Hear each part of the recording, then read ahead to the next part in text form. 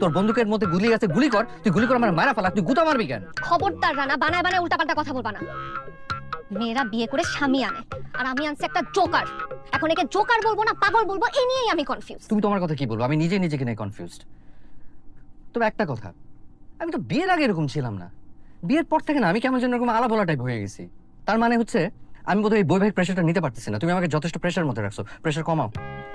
কি বললা তুমি?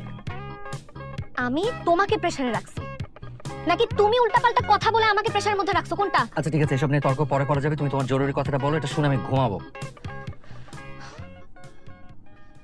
আমার ফ্রেন্ড পলি একটু আগে। বিশ্বাস করো, ওর সাথে না আমার কোনো ধরনের কোনো সম্পর্ক নেই। আল্লাহর কসম, আমি ওর ফোন নাম্বারও জানি না।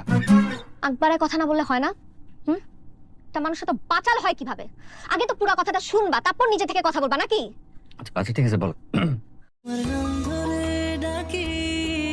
বুকেতে আগলে রাখি, যত ভালোবাসি প্রিয় তবু ভরে না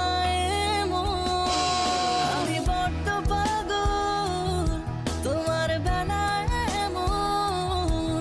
তুমি নামি আছো তাই ভালোবাসি ভীষণ রকম।